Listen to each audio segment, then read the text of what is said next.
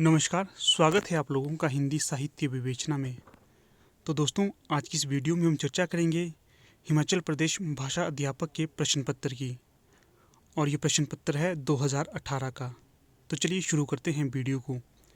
पहला प्रश्न है, हिंदी साहित्य के प्रारंभिक काल को सिद्ध सामंत काल नाम किसने दिया?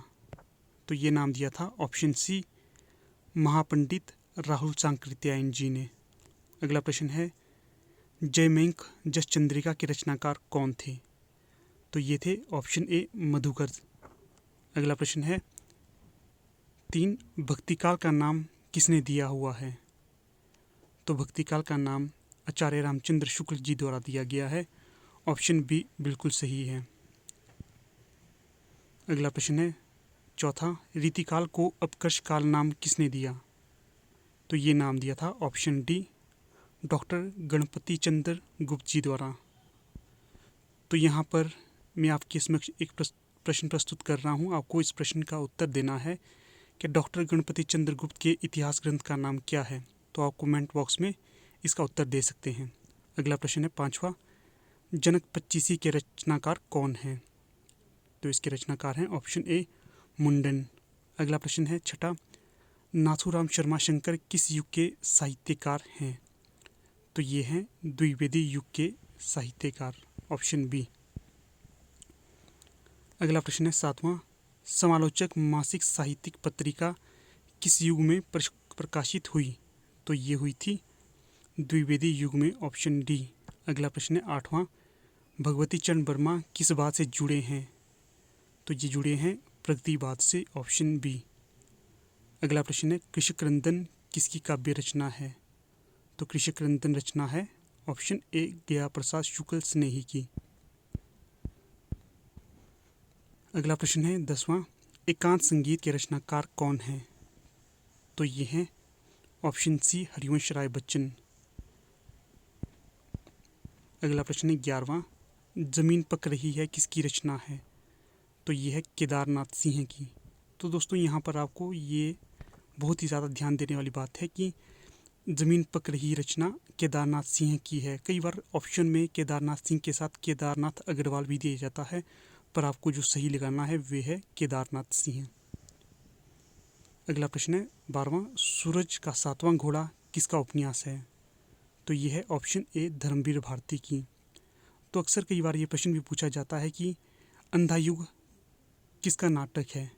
तो ये है धर्मवीर भारती का, और ये नाटक है गीति नाट्य। अगला प्रश्न है 13वां, रुकोगे नहीं राधिका के रचनाकार कौन हैं?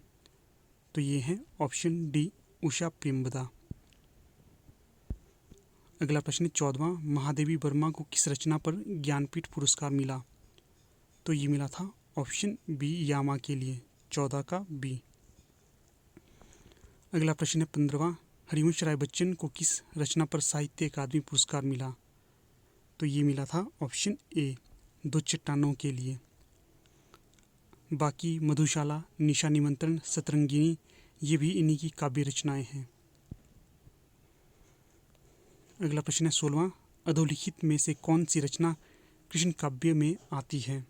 तो इसका जो सही जवाब होगा वो होगा ऑप्शन सी, परमानंद सागर। अगला प्रश्न है 17वां, निम्नलिखित में से कौन सी रचना खंड काव्य है?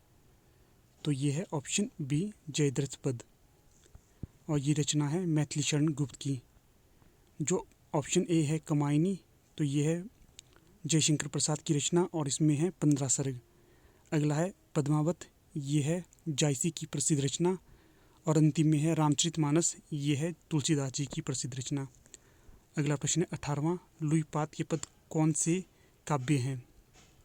तो ये हैं सिद्ध काव्य के अंतर्गत, ऑप्शन सी।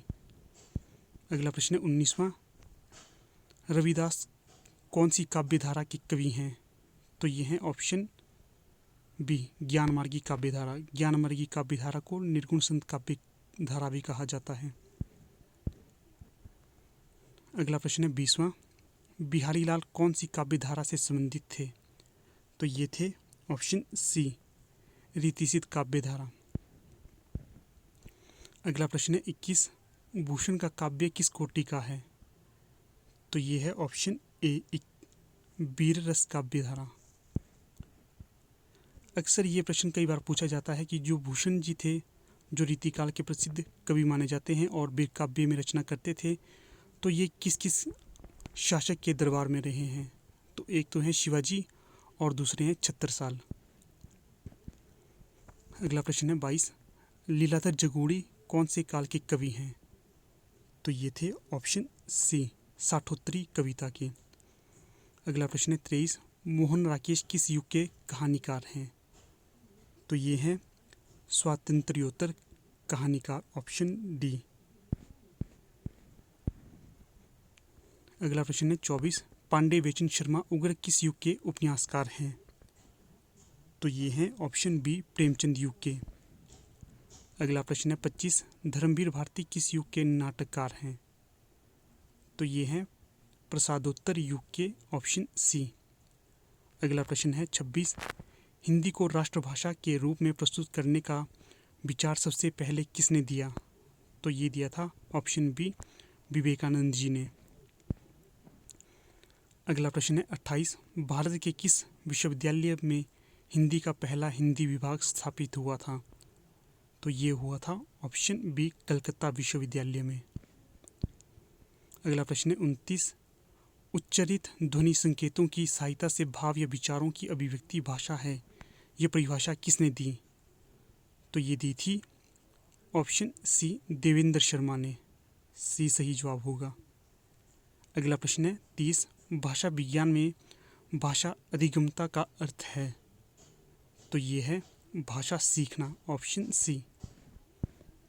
अगला प्रश्न है 31, अवधी बघेली पहाड़ी को किस भाषा के रूप में रखेंगे।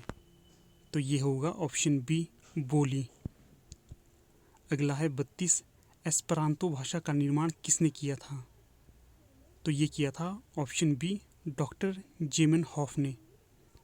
अगला प्रश्न है 33, भाषा का सबसे सूक्ष्म अंग किसे माना जाता है।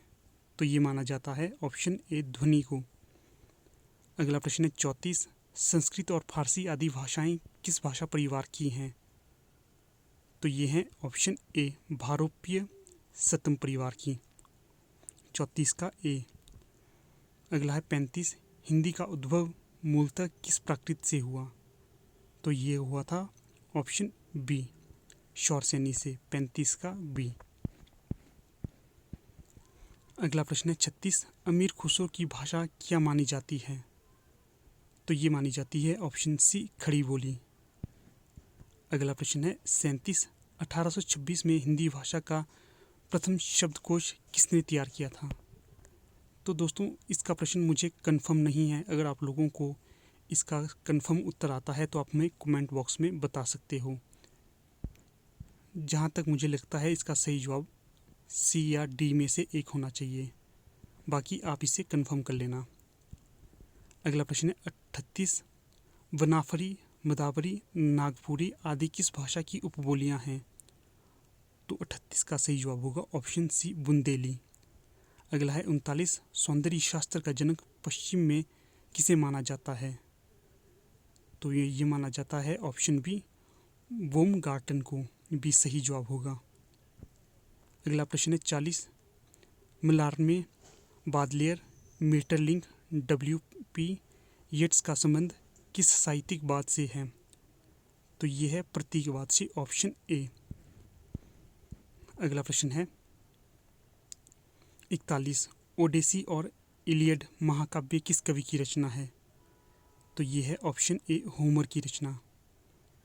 अगला प्रश्न है 42, अधोलिखित में से सिसरो का कौन सा ग्रंथ है। तो ये है बी, डी ऑरेटरी। 42 का बी। अगला प्रश्न है 43, कविता में टेक्सचर और स्ट्रक्चर की बात किसने की। तो ये की थी ऑप्शन बी ने, रैंसम ने। ऑप्शन बी, 43 का बी सही जवाब होगा। अगला प्रश्न है 44, क्लिंथ ब्रुक्स ने काव्य भाषा का प्रमुख गुण क्या माना है। तो ये माना है सांकेतिकता, ऑप्शन बी। अगला प्रश्न है 45, एलन टेट काव्य का अस्तित्व किस पर निर्भर मानते हैं। तो ये मानते हैं ऑप्शन ए, तनाव या टेंशन पर। अगला प्रश्न है 46 से 50 तक वाक्यांश के लिए उचित शब्द का प्रयोग करना है। तो 46 है, किए उपकार को मानने वाले को क्या कहा जाता है? तो ये कहा जाता है ऑप्शन डी, कृतज्ञ। अगला है 47, जिसने ऋण चुका दिया हो उसे क्या कहा जाता है? तो ये कहा जाता है पादमस्तक। 48 का बी। 49 है, जिस स्त्री का पति विदेश में रहता हो उसे क्या कहा जाता है? तो उसे कहा जाता है प्रोषित पति का, ऑप्शन सी। अगला है 50, पृथ्वी से संबंध रखने वाले को क्या कहा जाता है? तो ये कहा जाता है पार्थिव, ऑप्शन डी। तो ठीक है दोस्तों, आज हम अपनी इस वीडियो में 50 तक प्रश्नों को करते हैं। अगली वीडियो में हम 50 से आगे प्रश्नों को सॉल्व करेंगे। तो ठीक है, यहाँ पर अपनी वीडियो का समापन कर लेते हैं। धन्यवाद।